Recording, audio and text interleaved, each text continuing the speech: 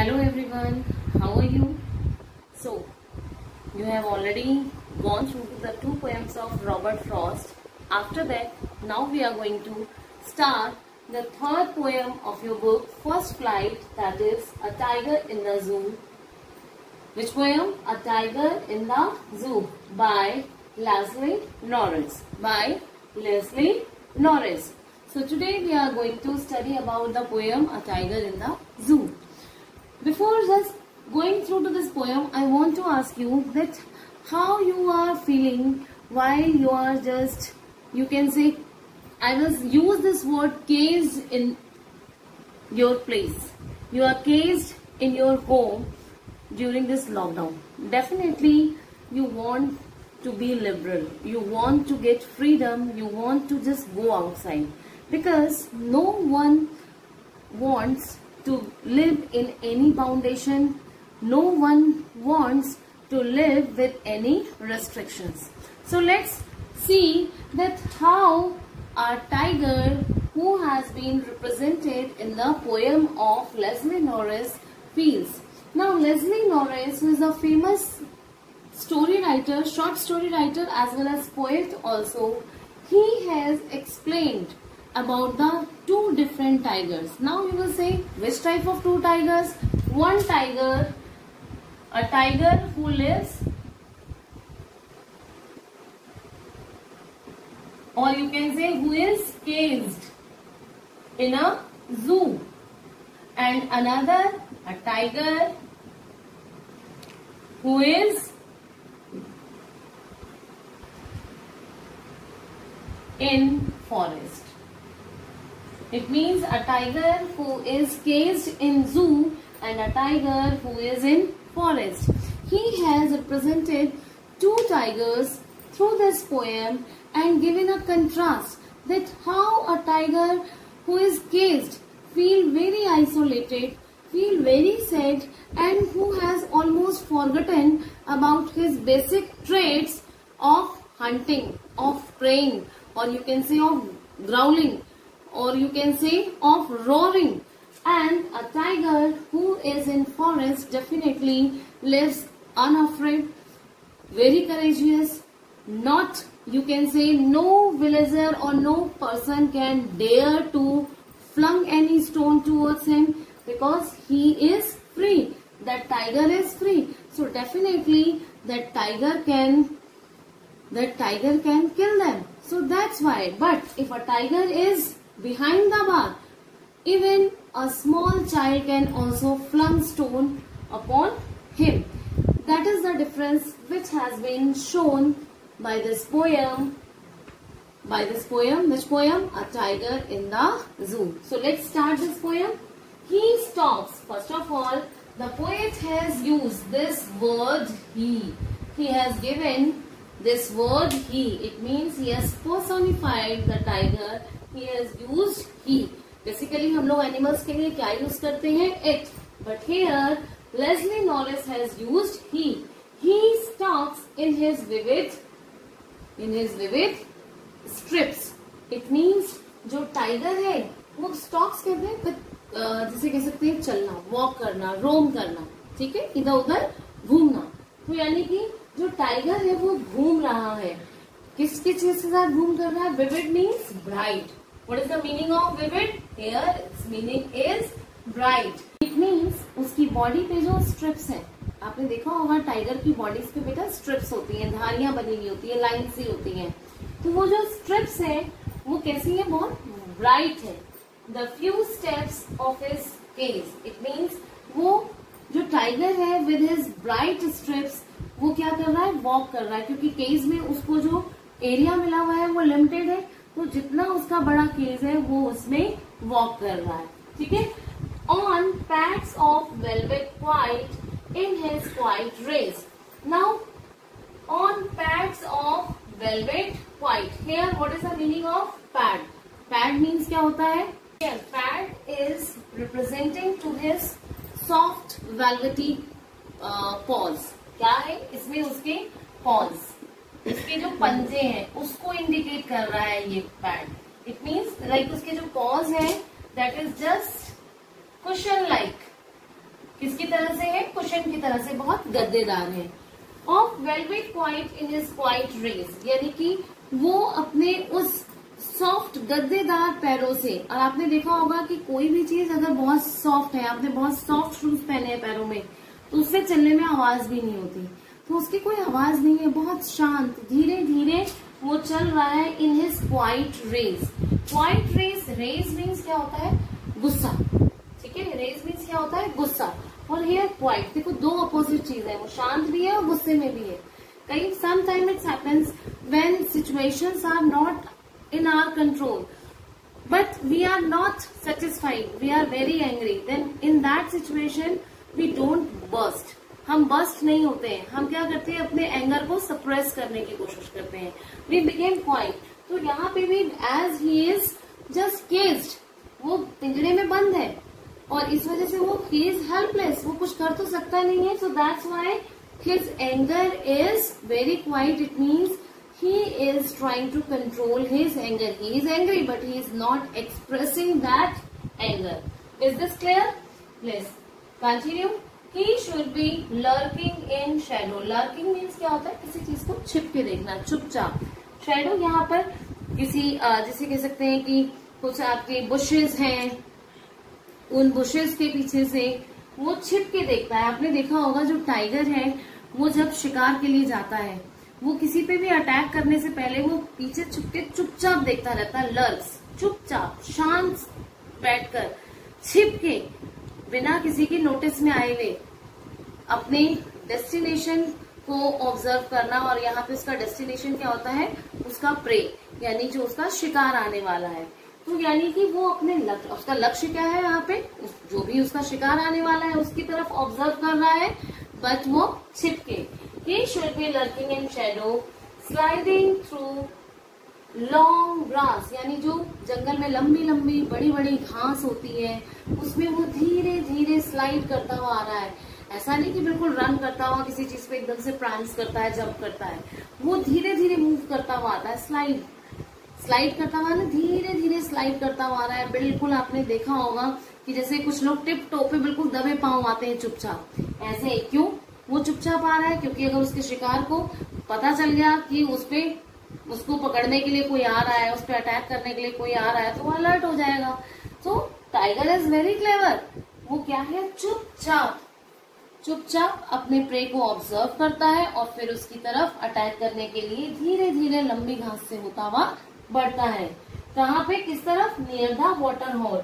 यहाँ water hole किस चीज को इंडिकेट कर रहा है? Water bodies, maybe it is river, it is any pond, ठीक है। तो कोई भी जो वाटर बॉडी है उसके पास, और जनरली आपने बहुत सारी मूवीज वगैरह में भी देखा होगा, स्टोरी में भी पढ़ा होगा कि जब किसी शेर को या बाघ को, टाइगर को, लायन को भूख लगती है तो वो जनरली वाटर बॉडीज के पास जो बुशेस है उसमें छिप के बैठ जाते हैं। क्यों? क्योंकि उन्हें पता है कि जो जंगली जानवर है वो पानी पीने के लिए वहां पे जरूर आएंगे।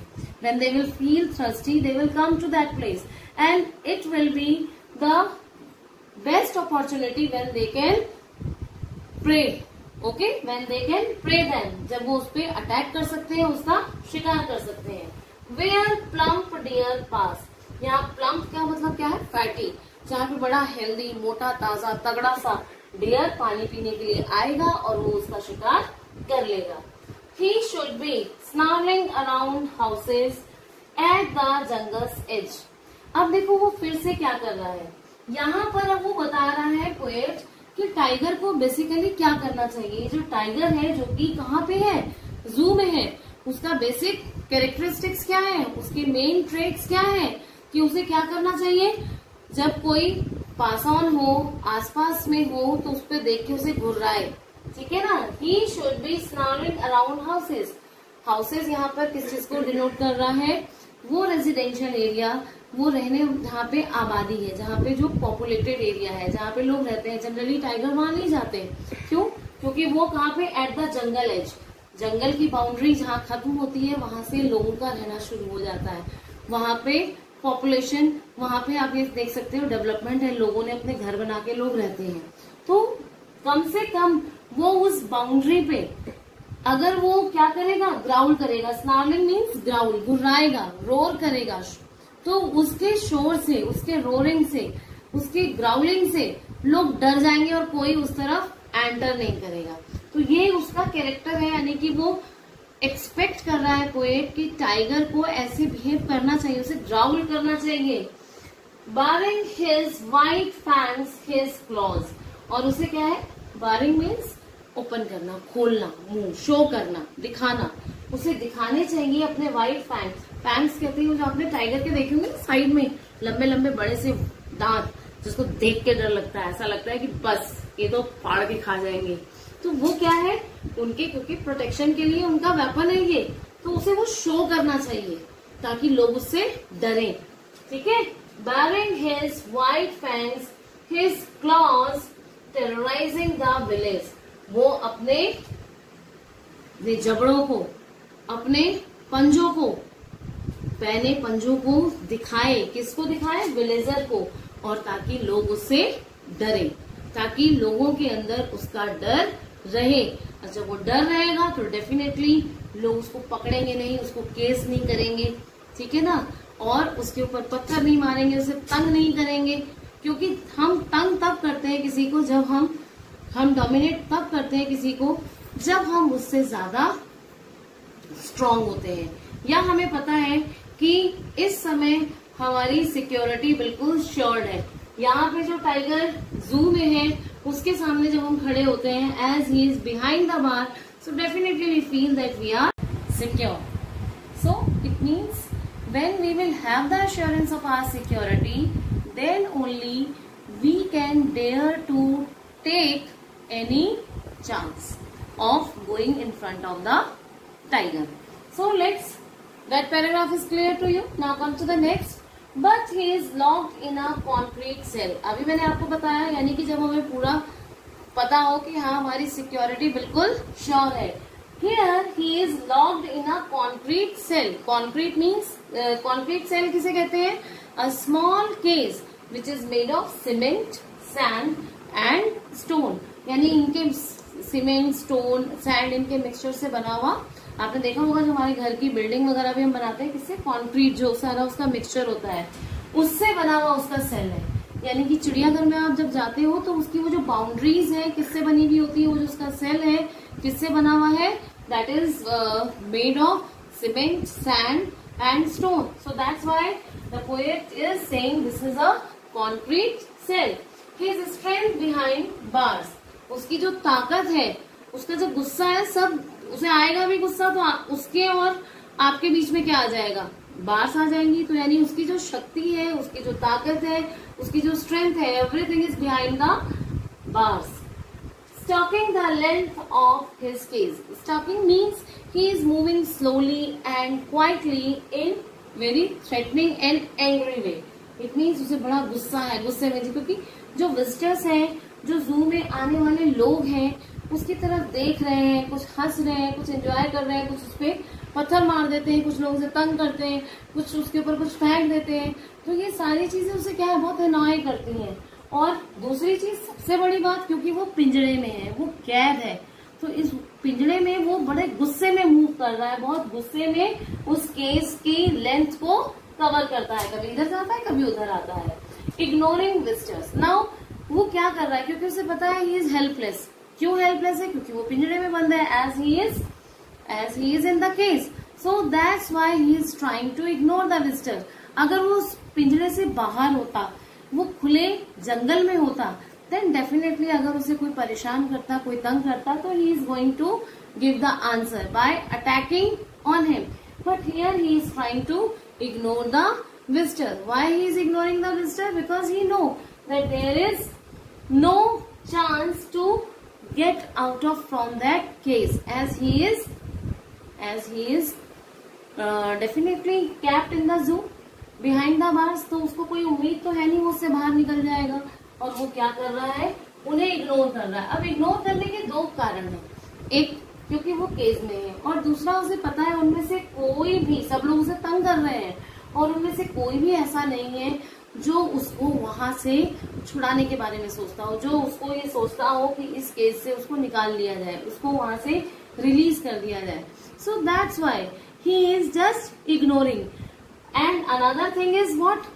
Because they are disturbing him while he is taking rest. यानी वो जब दिन में सो रहा है, जू में लोग दिन में ही आते हैं घूमने के लिए, तो जब वो दिन में रेस्ट कर रहा है, जो उसका रेस्ट का पीरियड है, जब वो आराम से सोना चाहता है, उस समय सब लोग, आपने देखा होगा जब हम जू में जाते हैं एक दूसरे को दिखाते हैं, अरे वो देखो टाइगर, और हम चाहते हैं उसने अगर वो मुंह छिपा के सो रहा है तो हम कोशिश करते हैं कि किसी तरह से उसे थोड़ा तंग करें, उसे परेशान करें, सो दैट वो सामने आए और उसे ठीक से देख सके। तो ऐसे में क्या है, हम उसे डिस्टर्ब कर रहे हैं, but we are really teasing that poor animal. So that's why that animal is trying to ignore the visitors. There are two reason why I have which I have given you. What are those two reasons?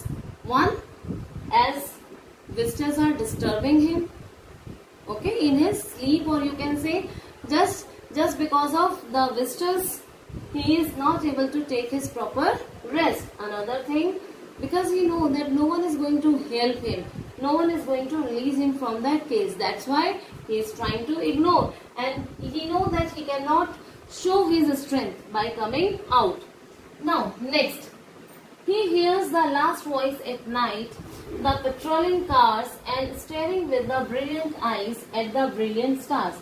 Now अब आपने देखा दिन में तो बेचारा सो ही नहीं पाया, रात में भी आपने देखा होगा जू में क्या है कि जो एनिमल्स हैं उनके ध्यान के लिए जो लोग हैं, आपने देखा होगा कि वो पेट्रोलिंग यानी कि गश्त करते रहते हैं, यानी कि एक शॉर्ट एंड पर्टिकुलर इंटरवल पे just